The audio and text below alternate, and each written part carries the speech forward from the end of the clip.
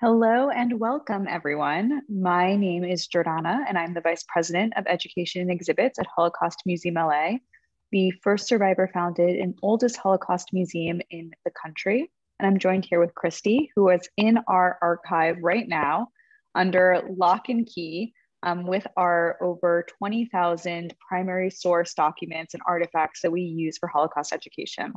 Thank you so much for joining us for this month's installment of Inside the Acid-Free Box, where we invite you to join us in our private archive to look at some of our very important collection that allows us to both research, commemorate, and educate on the Holocaust. So today we're going to be talking about or taking a behind the scenes look at the Theresienstadt ghetto camp, really the most unique ghetto camp or ghetto and camp during the Holocaust. The Nazis established over 40,000 ghettos and camps during the Holocaust throughout Europe. And this is the only singular one that is considered both a ghetto and a camp. And we will soon find out more. We're looking right now at an image, a painting that's in our collection that was actually done by a survivor of Theresienstadt, showing a very, I think, symbolic description or image of a yellow star representing Jews behind a walled, locked gate with the symbol of Prague above it. So now I'm going to invite Christie to tell us a little bit about the archival collection for those of the community who are joining us for the first time or have forgotten some of the information about our rich archive. Yeah, so Holocaust Museum LA's archival collection is somewhere in the vicinity of 20,000 artifacts and documents, and it's comprised of about 600 collections and sub-collections. So many of the collections relate to a particular person or a family and include materials such as photographs and documents, three-dimensional objects like badges or pins, textiles, and then we also have a selection of Holocaust survivor testimony as part of the archive as well. So today we're going to be looking at some of the materials in the collection that relate to Theresienstadt, and we have a lot of materials that relate to this ghetto or camp, but in particular there's some artwork by prisoners created in Theresienstadt, currency, documents, photographs, and other materials like that. Yeah, and thanks, Christie. I think what's really unique about the collection we're going to share with you is it's made up of everything she mentioned and really represents the diversity of our collection, whether it be survivor testimonies, 3D objects, documentation, paper, photographs, artwork. Really, our collection on Theresienstadt has all of that. So as I mentioned, the Nazis did create over 40,000 ghettos and camps between 1933 and 1945. The first camp was established in early 1933, in March of 1933, which was the Dachau concentration camp right outside of Munich. Theresienstadt was established by the Nazis in November of 1941 in Czechoslovakia, as it was known after the war, but what is known as the Czech Republic today. So right outside of Prague, which was actually part of the German Reich at that time. The Nazis had brought in Western Czechoslovakia, so Prague and and what we now know mostly as the Czech Republic, they had annexed directly into the Reich before World War II in March of 1939. So when deporting certain Jews to ghettos and camps in the East, the Nazis oftentimes said that they were resettling the Jewish people. So they used that both in their propaganda to the public and the propaganda to the Jews themselves, saying that Jews were being resettled into Eastern Europe because of the war effort and for forced labor. And this was really about deceiving both the public and the victims. And Theresienstadt was the camp established, was the ghetto and camp established in order for the Nazis to reach that goal. For example, many people would perhaps question why older individuals were being sent for forced labor to the East. And so the Nazis established Theresienstadt as a spa town. That's what they called it. And it was establishing, oh no, old people are not going to the East for forced labor. They're going to this spa town called Theresienstadt. The harsh reality was that Theresienstadt was a collection center for deportations to ghettos and killing centers in Nazi-occupied Eastern Europe. For example, Auschwitz, Majdanek, Treblinka, all killing site centers. Despite the dehumanizing and really awful conditions in Theresienstadt, it did flourish uniquely as a cultural center, both because of its unique function as a propaganda space and also the large percentage of well-known Jewish artists, intellectuals, and prominent members of society who were imprisoned there. So basically for the Nazis, who viewed Central and Western Europeans as only a few steps down from the pure Aryan race, they really wanted to establish that they weren't deporting Jews to killing centers. They were deporting them to this spa town or to be retired. But in truth, Theresienstadt was oftentimes just a transit space for people being sent to killing centers in Riga or in death camps like Auschwitz. So life in Theresienstadt, like a transit camp, as I mentioned, Jews were kept imprisoned in Theresienstadt for sometimes a short matter of time before they were transported to other camps in the east where they would be killed. Approximately 90,000 Jews were deported from Theresienstadt, and most of them were murdered during the Holocaust. But it also served as a labor camp for those who were imprisoned there long term, with incredibly harsh conditions, quickening the death rate for prisoners. And the reason why the Nazis did this is because for some, Jewish people, especially in Germany, the Czech Republic, Austria, who were considered either intellectuals, famous artists, famous musicians, the Nazis wanted to, again, not have anyone question if these people had been killed. So they kept them in Theresienstadt, had them write letters home, obviously under false pretenses saying that everything was fine. Again, to keep up this image that nobody was being killed in the East. So there were prisoners who were kept in Theresienstadt, whether they be World War I veterans in Germany and Austria, musicians and artists, or the elderly. And for them, life was brutal. It was a forced labor camp. Like in other ghettos, the Nazis did establish a Jewish council that ran the day-to-day operations in Theresienstadt. Also, prisoners were able to wear civilian clothing as they were in ghettos. However, it was similar to a concentration camp where people were sent through there and also held there for forced labor. Prisoners were allowed to attend school, send and receive mail, although it was limited and under the strict control of the SS and the Nazis, and hold cultural events and even conduct sometimes religious services. So you see some artifacts here on your screen. One of them is actually currency. So Theresienstadt was one of the few places where there was currency established. This is another way that the Nazis deceived and controlled people. They had to turn in their actual currency and were given this ghetto currency that would only buy or sell things within Theresienstadt, had absolutely no value. And again, to ensure that people, if they did escape, had nothing that they could use to buy the necessities that they needed to live on the outside. And so, Christie, I know that you have an artifact with you that you want to show us. So I'll stop the share really quickly. Yeah, so we have some of the currency that Jordanna just mentioned. So, and actually it's from the collection that we're going to talk about next, which is the Eva Beckmann collection. And so you can see on the actual physical note, I think you can see possibly. So basically there was actually a bank that was established within Theresienstadt, which issued this special paper currency. And you can see on the side here, it actually depicts Moses holding the tablets. And so, it was the whole facade, I guess, of having a bank was intended, as Jordanna mentioned, to keep up this image that, these prisoners were going to a place that was civilized. It had a bank, there was like a daily operation. They were given bank accounts and able to have their wages be paid into those bank accounts. But, there was no option to withdraw. And the currency that was being issued that we have the samples of in the collection was essentially, worthless. And so this is all part of the Nazis' intense deception and propaganda.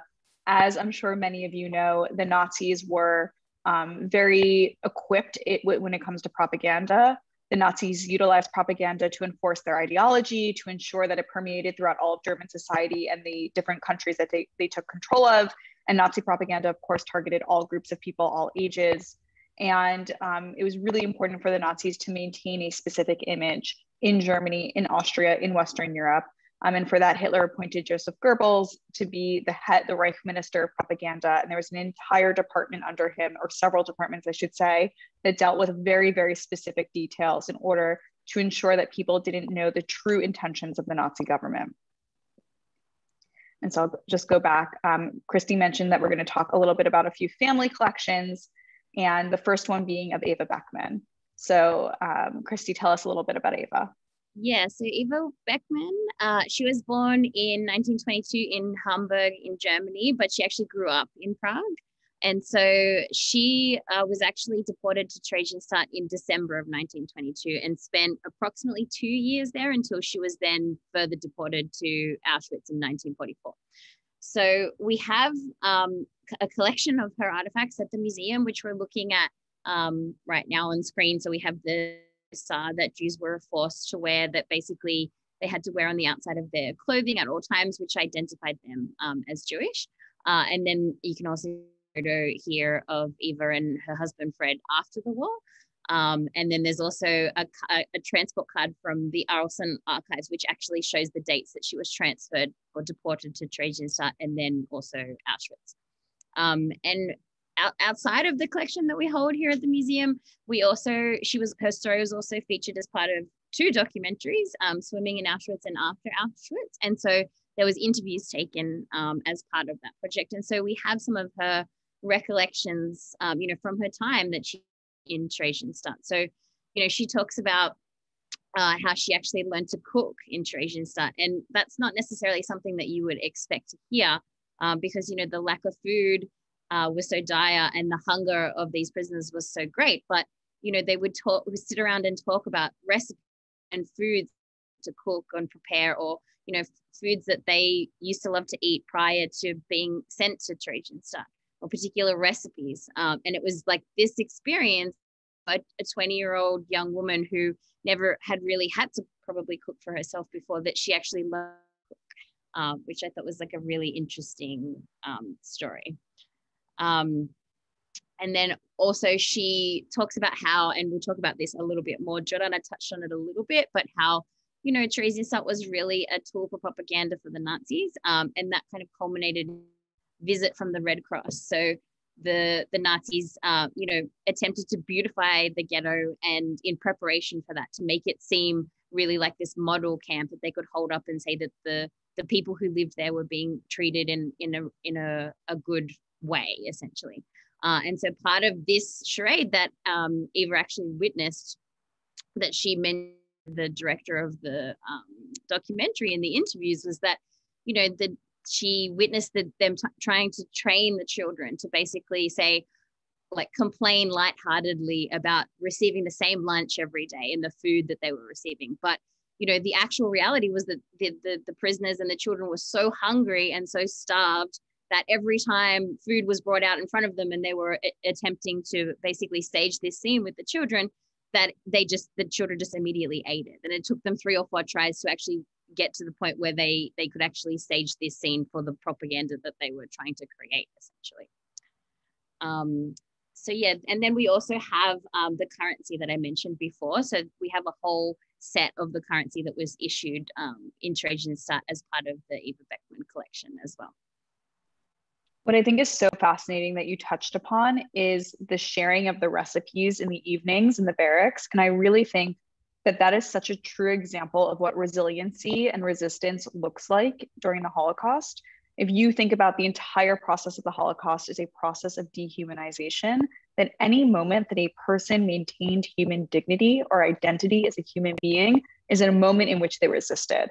So just thinking about people in the barracks with absolutely nothing to their possession, having lost everything, not knowing if their loved ones are even alive, to sit there and share their favorite recipes, what they would make when they got out, to recite recipes that perhaps were passed down from generations, is a true testament to the way in which people did resist and did stand up to the Nazis and didn't allow themselves to be dehumanized. I think you have a yellow star artifact to share with us. Yeah, so we actually have a couple of stars that are part of the collection, but as I touched on before, it was the star that, she was forced to wear that basically identified her as Jewish. Yeah, and in many of the countries that the Nazis took over, all Jews were forced to wear a yellow star on the front and the back of their clothing.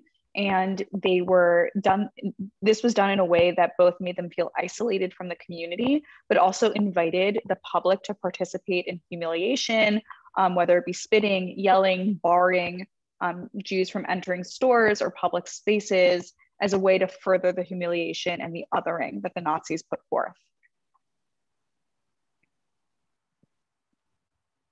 So here we can go a little bit. So Christie started talking a bit about the Red Cross visit.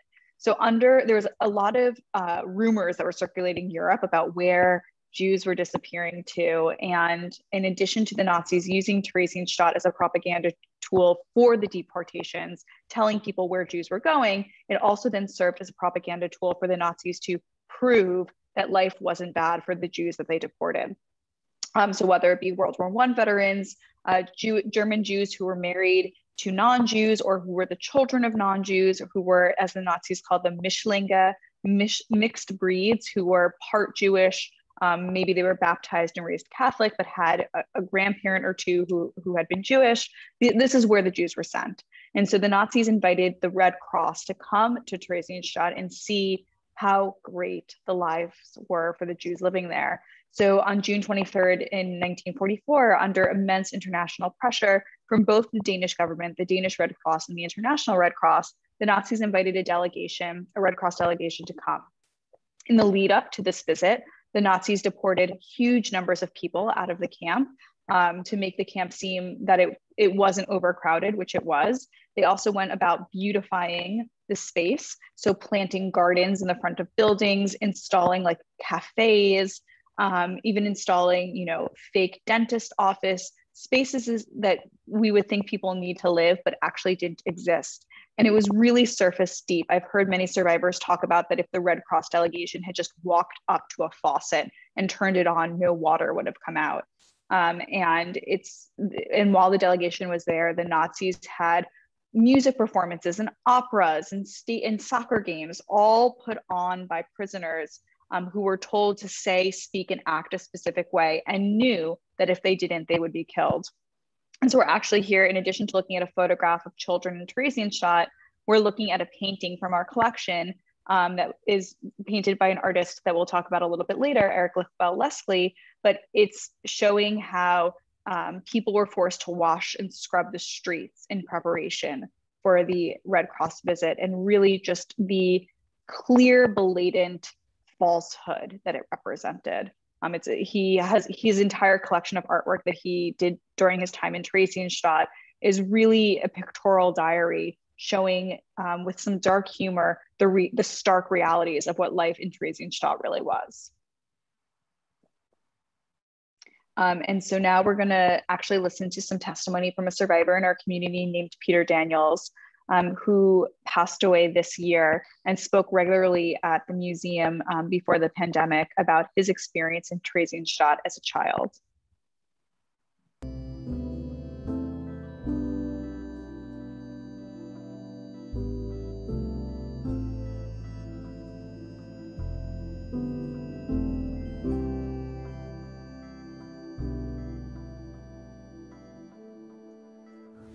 There was no food, there was no water. My mother and I just really didn't have anything. We had to line up in a single file, and we had to walk now to the concentration camp. It took about an hour. They had the soldiers on either side with their flashlights. It was like midnight, it was dark. We were told to go find a place to sleep. There were beds. Prisoners were living. We had to go to the second floor, and then we had to go to the attic. And once we got to the attic, we were able to finally fall asleep. It was a godsend that we were able to sleep. There were rats up there. I paid no attention to the rats. I was just so exhausted. I just fell asleep. They sent me over to the boys' village. We got a bowl of water. They claimed that it was a bowl of soup, but I defy anybody to think it was soup. It was just water, warm water. By the way, my mother was sent to another section of the camp, so she and I were separated again. I remember walking over there, and I didn't recognize her. She didn't recognize me because we were both bald. And I guess she spent a lot of time being cautious and making sure that everything was going well for me. So the very first time that I was actually asked to do some work, I was 8 years old, We were loading up boxes, not very big, very light, white boxes, and we were just moving them on, not having a care in the world. We were going to get some food when we were finished, so that we were, hoping that it was going to come soon. And one of the boys dropped one of the boxes, just fell down. What had happened to that box? It rolled out, and there was a skull, a human skull, had rolled out of that box. First of all, those skulls were the skulls of Jews who were murdered in gas chambers.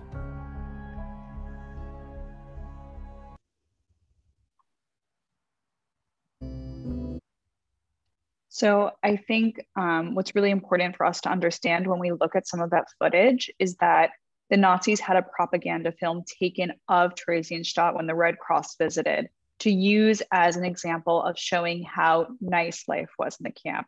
So you see people with hair, with nice clothing, with nice living conditions, but none of that is the true reality of the camp. The true reality of the camp was horrific. And so it's really important to take that archival information with sort of a footnote in your mind that this is not what the reality was. This was the reality that the Nazis wanted people to think. So as we mentioned earlier, despite the horrendous conditions, a rich cultural life flourished in Theresienstadt, in part because it was both a ghetto and a camp. So people were allowed to sort of keep some of their personal possessions, but also in part because many artists, musicians, writers, scholars were sent there because it was a propaganda place, so that the Nazis didn't want famous people being deported straight to places like Auschwitz. So religious practices, education, music, theater, drawing, and paintings were all tolerated to an extent. You can see here a picture of a choir. There were choirs that took place in Theresienstadt. There were operas that took place in Theresienstadt, both that the Nazis forced Jews to do and others that the Jews did for themselves to maintain their human dignity.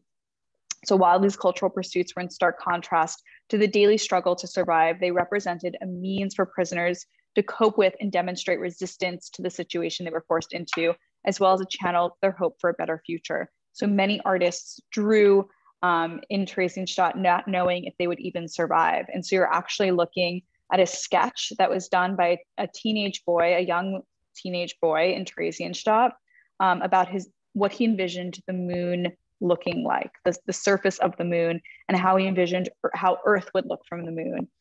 This young man perished during the Holocaust. And so this sketch is left as a reminder to the unfinished lives that were lost.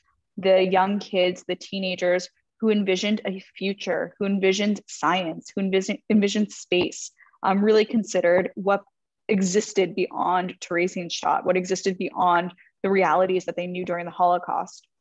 And actually a very unique story about this specific sketch is it's held in the Yad Vashem collection. And many of you might have heard of the astronaut Ilan Ramon, who was an Israeli astronaut who went into space and who was the son of survivors. And he reached out to Yad Vashem before his mission and asked for something to bring with him into space as a testament to the fact that Jews had not been murdered in the Holocaust and were even going into space. And so of course, Yad Vashem had this in their collection and knew that the dreams of a young Jewish boy in Theresienstadt of going into space could be realized through his artwork, and gave a copy of the piece to Ilan Ramon. And Ilan Ramon was on the Challenger, which is the spacecraft that blew up. And so the copy was, of course, lost, as was the entire crew on the space shuttle. But really just considering and thinking about this one individual boy and what he envisioned for himself, despite the atrocities that were going on around him, which is why we wanted to share this specific drawing. So talking a little bit more about the artists, we have many, so even though that drawing is held in Yad Vashem's collection, we have many artist collections in our own. And so I'm going to invite Christie to tell us a little bit about some of the artists whose work we hold and pride ourselves on in holding and sharing and talking about how people maintained their human dignity and resistance during the Holocaust. Yeah, so Maurice Muller, one of the artists that we have in the collection who created artwork during his time in Theresienstadt. So he was born in 1887 and he was already an established artist in Prague, and had opened an art school and an auction house by the time the Nazis invaded. And then in July 1943, he is deported to Theresienstadt, and he was made to work as an orderly in the Ural ward under a doctor by the name of Kurt Wiener. And so this doctor primarily treated elderly patients, most of whom came from Austria and Germany and suffered from a variety of chronic illnesses. And so Muller actually secretly drew hundreds of portraits of the patients that were on the ward that he encountered in the hospital barracks. And then he would actually inscribe the drawings with dates and other details about the individuals that he was drawing. And so you can see some examples. There's a picture of Muller and his wife, and then there's actually a color example of one of these drawings on the screen. And then we have a number of charcoal sketches that are obviously white that he actually drew during his 14 months in Theresienstadt. So he created nearly or over 500 individual works during his time there. And they were essentially of, as I mentioned, different patients, but also of what he was seeing around him. So the barracks, the courtyards, and just views of, you know, the daily life and what life was really like in Theresienstadt. And so then in October of 1944, he is called up to be deported to Auschwitz, and, you know, fearing the worst, he entrusts some of his work to a fellow prisoner who just happened to be Eva Beckmann, in order to try and keep them safe. So he gives some of his work to her, thinking, you know, she's a young woman, she's healthy, maybe she has a good chance of survival. So he gives them to her and asks her to keep them safe. So she holds on to them until ultimately she is also called up to be deported. And she in turn entrusts the drawings to another prisoner and a friend of hers who happened to be working in an administrative department. And so she thought potentially this friend of hers also might be spared from being deported. And that was an assumption that actually ended up proving to be correct. So unfortunately, Maurice Muller was deported to Auschwitz in 1944 and killed soon after his arrival. But Eva did manage to survive, and she survived the selection process at Auschwitz, and then she was sent to another camp. But ultimately, she's put on a train, which eventually comes back to Theresienstadt, and she's reunited with her friend that she had entrusted with the drawings. And so in their, you know, jubilation at being reunited, they forget about the drawings and are just happy to be alive and to be together again. So it's not until the pair meet up again in the US years later, after they had both immigrated to the US, that her friend returns the drawings to her. And then Eva ultimately donates the drawings to Holocaust Museum LA, and that is how they came to end up in our collection. So because he was such a prolific artist, and like I mentioned before, he created, you know, over 500 different things of life in the camp.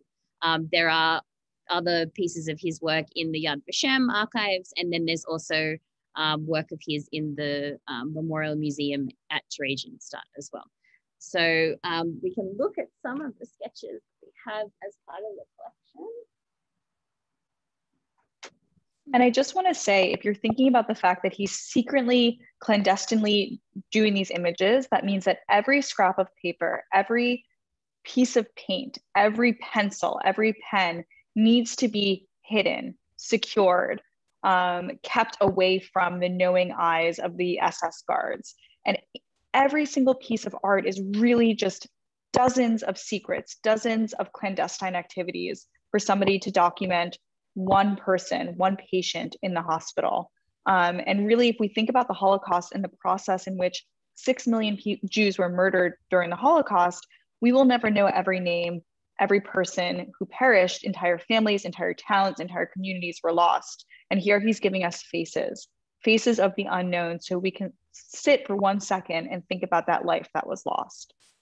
Yeah, and it's interesting too, because in addition to, you know, the obvious own, I don't know if you can see that well, but in addition to his own signature, he did in fact inscribe some of the pictures with the names of the patients, or like little details about the patients, because he would sit and listen to them talk about their lives while he was drawing them. So, you know, you're giving these people their humanity back and putting a name and an identity to these, you know, faces to people who were more than likely killed in Theresienstadt or died. So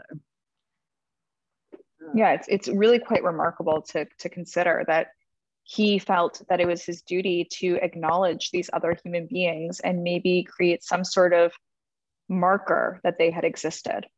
Yeah, I think this one is a little bit similar. I picked this one particularly because I felt like the face in this one struck me as similar to the color picture that I took from the Yad Vashem archives too, which I thought was interesting. But yeah, he definitely has inscribed it with the dates and you know who this person was as well.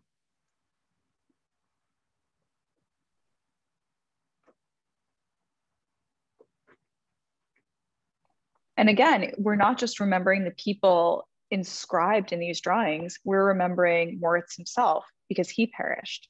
And even the transfer of this artwork, how on some level, people really did know what the next step meant, what deportation meant. For him to say, I'm going to be deported, let me entrust this into a person who might not be deported. And then for Eva Beckmann to say, I'm being called up for deportation, let me entrust this in yet another human being who might not be deported. It really speaks to the communal effort for people to try, to whether it be to try to live one more day or whether it be to bear witness and hold record that these individuals existed and that they were killed.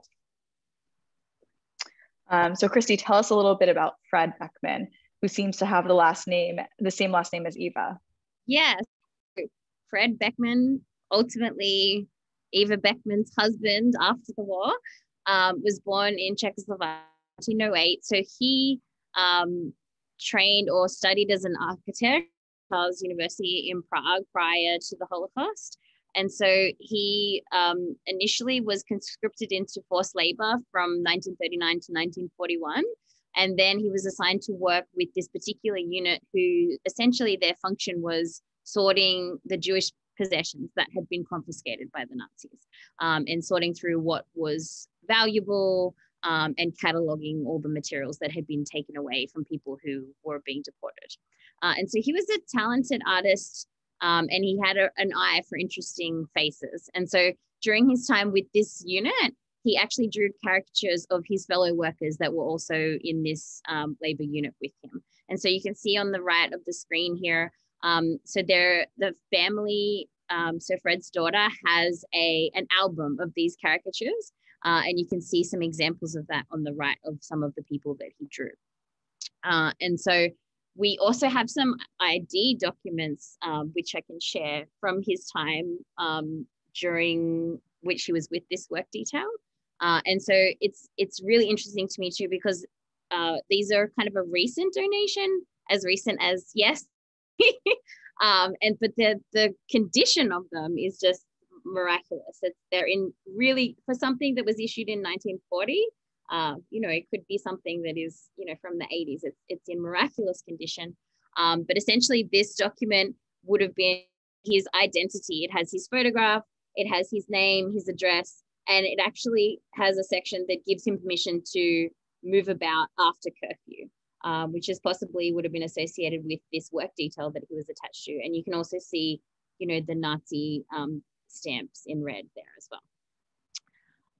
And so, after he was with this work detail from 1942 until 1945. And in 1945, he is deported to Theresienstadt in February. And, it seems as though he was able to avoid being deported for such a long time due to the fact that he was married to a non-Jewish woman prior to the Holocaust. So like Jordanna mentioned before, this kind of would have afforded him certain, I guess, privileges in that it afforded him a certain protection that he wasn't deported until almost the end of the war. So in February 1945, he's deported to Theresienstadt. And during, I guess, relatively short time there, I think it was about 3 months, he creates these sketches, which the family has kindly loaned to us, the talk. And again, it's, looking at what life was like and just depicting what the camp was like around him, depicting other prisoners and, what he was seeing and what his experiences were in Theresienstadt during the time that he was in prison there. And again, it's miraculous to me, and like Jordanna mentioned before, that this would have had to have been done in secret, and to find the materials, to find the paper. Like, this to me looks like it's come from a sketchbook, because you can see the perforated at the top. It's been ripped out of a sketchbook. And to me, it's quite clearly a depiction of Theresienstadt ways, and the structure of the building definitely looks like Theresienstadt structure. But in such miraculously like good condition. And then as well, when you look at some of these drawings, the incredible detail to have been doing this in secret, and to be able to be depicting, and with the roughest of materials, that whatever you have available to you, but the incredible detail that he was able to include in some of these drawings is just miraculous to me. And then we have some as well that are he did also draw, similar to Muller, some of his fellow prisoners. So, and it's an interesting kind of juxtaposition to the caricatures that he was drawing prior to Theresienstadt, to see, such a lifelike portrait of some of his fellow prisoners in the camp as well. And I just want to point out, because Christie, you mentioned that he had been deported to Theresienstadt in February of 1945. And I want us all to just think for 1 second. The D-Day invasion was June of 1944. So already by this point, the Nazis have been fighting a two-front war with clear markings that they're going to lose. They have American, British, and Canadian troops on the Western Front. They have Soviet troops on the Eastern Front that have been slowly and quickly at certain points during the war, pushing them back towards Germany. January of 1945, Auschwitz has already been liberated by the Soviet troops. And so here we are in February of 1945. Clearly, the Nazis are going to lose the war, and yet they're still deporting Jews to concentration camps. By February of 1945, Theresienstadt is no longer a transit camp. Auschwitz has already been liberated. They're not being deported out to Auschwitz. So they're being deported to Theresienstadt, probably with the Nazis' hope and anticipation that they will reach their genocidal goals of murdering all of the Jews of Europe. And really, it tells us so much about the relationship between genocide and war, and where the Nazis prioritized the military, the trains, the effort when it came to fighting a two-front war or fulfilling their genocidal aims, which is something I think we should all really consider. And as Christie mentioned, and I mentioned about with regard to Peter Daniels, because this part of the Czech Republic had been brought straight into the German Reich, as had Austria, the same sort of laws applied to all Jews living there. And for the Nazis, intermarried couples or interfaith married couples in Germany were a perplexity for them, because sometimes these interfaith couples had distant cousins or relations that had connections throughout the Nazi government. So the Nazis had to tread very carefully when it came to intermarried couples. Thus, many of them weren't yet quite deported until the end of the war, and very, very few of them actually were allowed to remain in confined conditions and horrific conditions within Germany up until the end of the war. So we have another artist in our collection, Leo Haas. Christie, can you tell us a little bit about him? Yeah, so Leo Haas, also born in Czechoslovakia in 1901. And so he was actually arrested by the Nazis in 1939 because of his affiliation to the Communist Party. So he's initially arrested and sent to a work camp where he's conscripted into forced labor. And then in September of 1942, he's deported to Theresienstadt. So this might be more of a familiar story. I mean, it's definitely more well known that he was assigned to the technical department of Theresienstadt. And this was a place where he and other artists, such as himself, were essentially forced to make propaganda materials for the Nazis.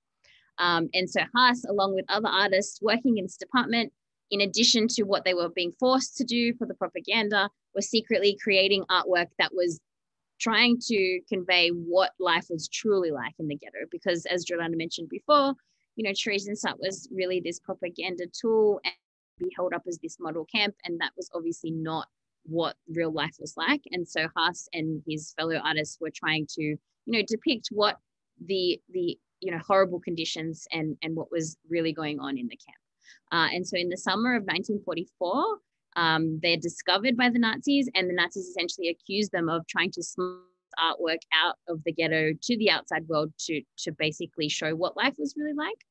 And the group are arrested and imprisoned in the fortress in Theresienstadt. So the small fortress was essentially a police prison. And so they're sent there and interrogated, brutally beaten, and many of them do not survive. The ones that do survive, which includes Haas, are eventually then deported to Auschwitz. And then some of them do not survive Auschwitz. However, miraculously, Leo Haas manages to survive in Auschwitz and then is transferred again to Mauthausen and then to another camp, Ivanzi, where he's ultimately liberated. And so he, after liberation, returned to Theresienstadt and was able to recover some of the 400-odd artworks that he had created while he was in prison there and that he had subsequently managed to hide before being arrested.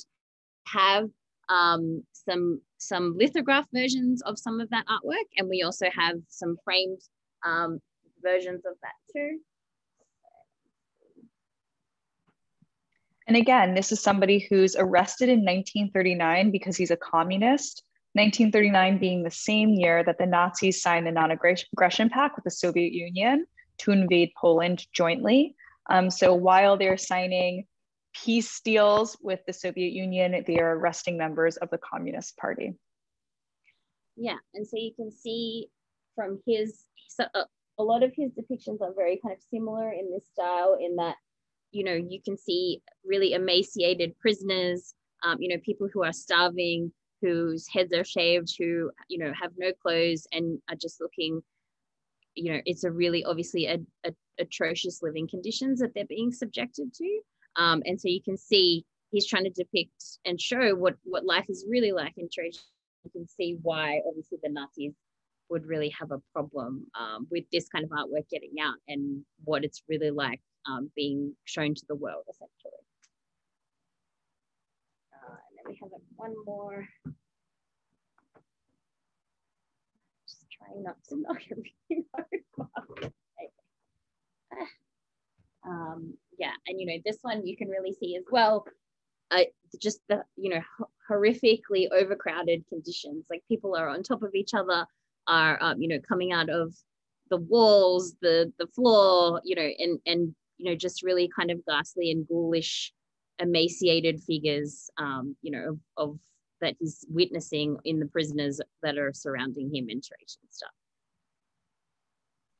Yeah, and you can even see he's inscripted Arbeit macht frei across this image, which was painted over the gates of Theresienstadt. Work will set you free, another level of deception by the Nazis, telling prisoners that if they worked, there was some sort of freedom in their grasp, but the truth was that people were worked to their death.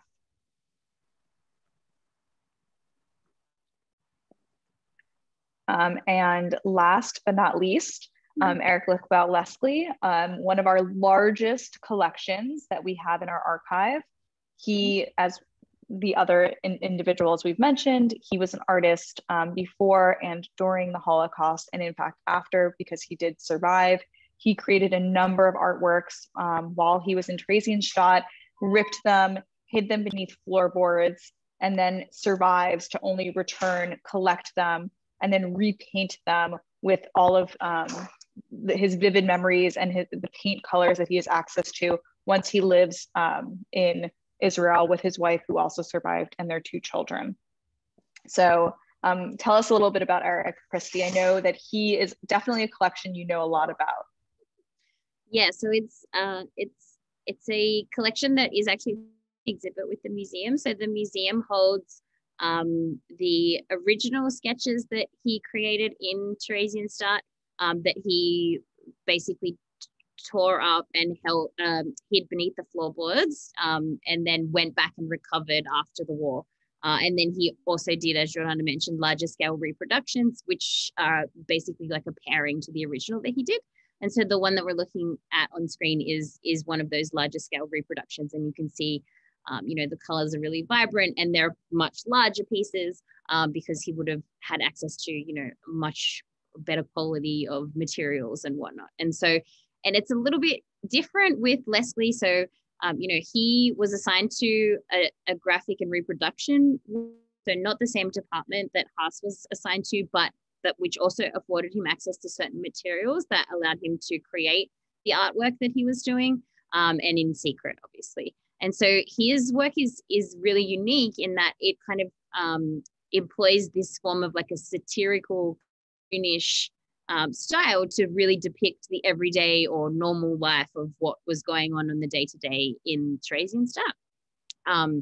But it's a really, unique take on it as opposed to what we were looking at previously, which is these really kind of dark images, the images that Lesli depicted of Theresienstadt. And if we look at some of the one that we were looking at before that Jordanna mentioned, that is a depiction of somebody scrubbing the sidewalks in preparation for it's almost like a satirical look at what is happening, because one of the prisoners is being made to scrub the sidewalks, and in the larger scale reproduction on the walls you can see signs and things that talk about all of the sporting activities and the other social activities that prisoners would have access to, kind of show this civilized life that was taking place, which is obviously was not the case at all as to what was actually really going on.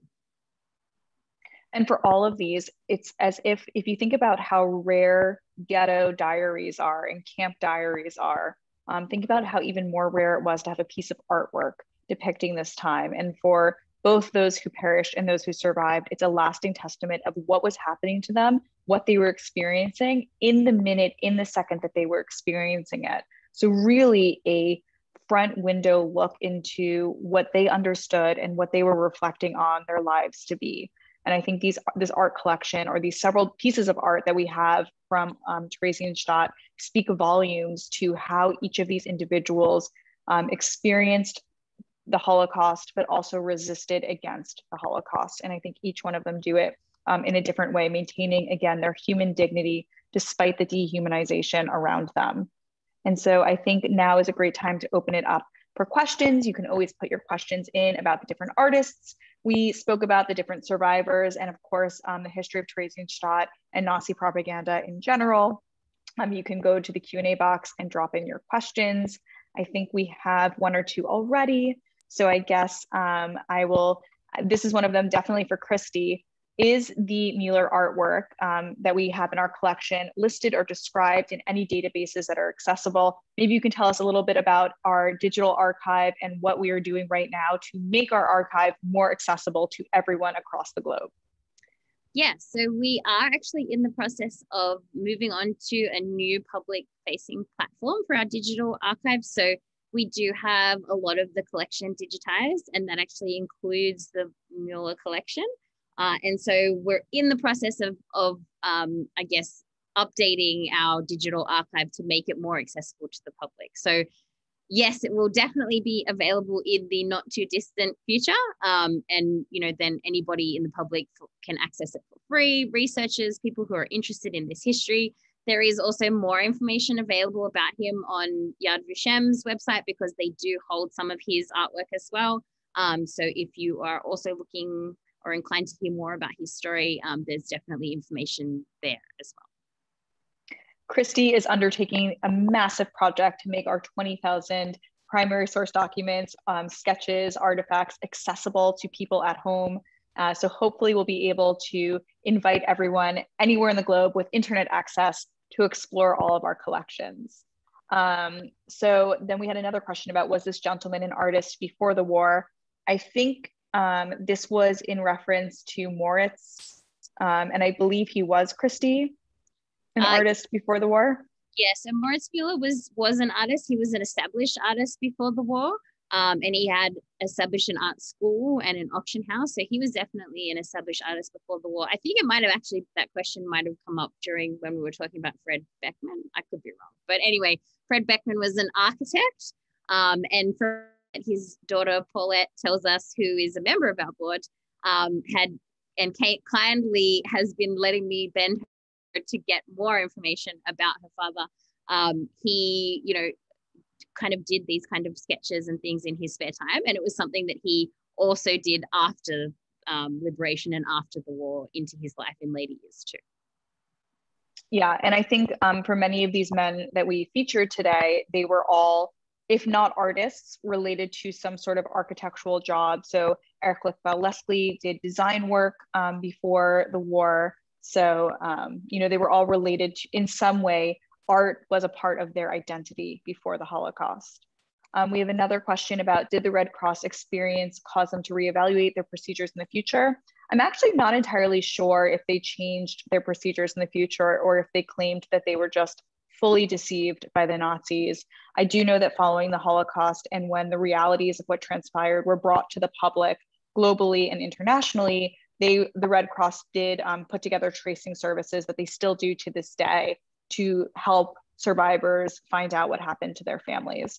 So the Red Cross does continue to offer that service for survivors or family members of a survivor to trace paperwork and kind of trace information and history on what happened to any of their loved ones during the war. So I'll give it another minute to see if there are any other questions that we have. I guess, Christie, I'm going to ask you, what do you think is so unique about this collection? What were you excited about what were you excited to present today before we jumped on this call? So I guess the thing about working in this area is, and the lining of COVID, then I know I've said it before, but I'm going to say it again, is that it's definitely given me more time to take a step back and delve deeper into some of these collections. And my favorite collections are always the ones that you pick up and on the surface, yes, it's obviously always an incredible history, particularly stories like this, where it's this incredible resistance and resilience and survival. But it's like an onion that continues to have more layers every time you pick it up. To discover, I knew that we had the Maurice Muller art collection, but to discover the link and how it came to be at the museum, and that it was, I had read online that it had been saved by another prisoner and that that prisoner held on. I didn't realize that it was Eva Beckmann, and that was how it became to be at the museum. So, and then to, talk with Eva's daughter Paulette and hear about both of her parents' incredible stories, and then to, find out that Fred himself was an artist, and to see some of the incredible work that he himself had done that had then survived the war as well, is just completely incredible to me. So there's never a dull moment. It's continual surprises. So I see we have a question about if there are any female artists. The answer is yes. There were a number of female artists. And in fact, Eric Lesli's wife was instrumental in hiding his artwork. And as I mentioned, she also survived, and then they moved to Israel later on. There's also a very, I think, well-known individual, a woman, Friedel Dicker Brandeis. For any of you who've ever read the book, I Never Saw Another Butterfly, which is a collection of poems and artwork that were done by children in Theresienstadt under the guidance of this woman who was an artist and teacher, and sort of worked to smuggle art materials for kids in Theresienstadt to help them express themselves. She and most of the children who were part of this perished in the Holocaust, but not before she too hid the artwork and the poetry. And thus we have this book, this publication called I Never Saw Another Butterfly. In general, statistically, it was less likely for women to survive concentration camps than it was for men. And it was a better chance for women to survive in hiding than it was for men. So you see more frequently female artists on the outside of concentration camps in hiding with false identity papers, and more male artists in the concentration camps who survived. But yes, there were female artists in both outside and inside the different concentration camps. If you're interested more in that subject, I definitely recommend looking at the artwork of Charlotte Solomon, who was a German-born, but lived in France during the occupation, or moved, I should say, during World War II to France, who was an artist and who perished in Auschwitz as a pregnant woman. And she documented, similarly to Eric Lesli, a real pictorial diary of her experiences, first in Germany and then in France. So there is definitely a lot of information out there, which we recommend looking more into it. And we thank all of you for showing interest both in Holocaust artwork produced during the Holocaust and this very unique and horrific place called Theresienstadt. So I'm not sure if there's one or two last things, Christie, you wanted to say before we wrap up. No, I mean, I think that kind of covered it. It definitely was an interesting talk to put together. I mean, they're always interesting, but Theresienstadt just has so many unique facets that I could, that the talk could have been much longer than it actually was. Always. I think always we can go on for hours and hours, but we want to be respectful of everyone's time. So on behalf of Holocaust Museum LA, thank you so much for joining us this month for Inside the Acid Free Box.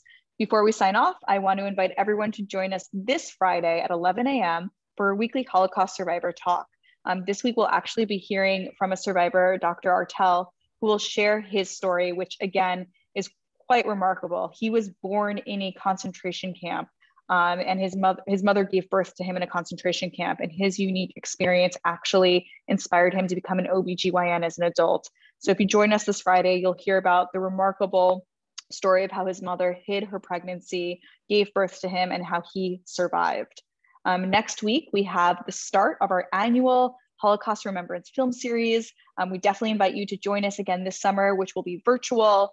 You will be able to watch really incredible films that were made about the Holocaust and hear and listen to and learn from panels of experts, filmmakers, historians, scholars.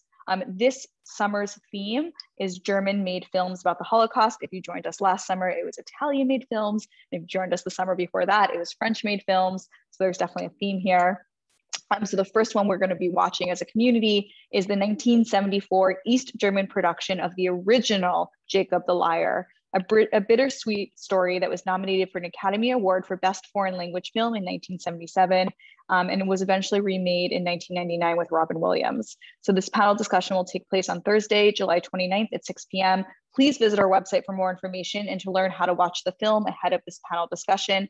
We will also be considering the fact that it was an East German film and having a really interesting conversation about Holocaust remembrance in West Germany versus East Germany. You can always find more information about our virtual events on our website, holocaustmuseumla.org or hmla.org. Also, a recording of this program will be available on Holocaust Museum LA's YouTube channel, as many of our previous programs are. Holocaust Museum LA brings you programs like today's at no charge. If you are enjoying our programs, please consider supporting our work by becoming a member. To learn more about our membership levels and benefits, visit our website. Thank you again for joining us today. Thank you, Christie, for joining us from the archive. Take care, and we hope to see you again soon.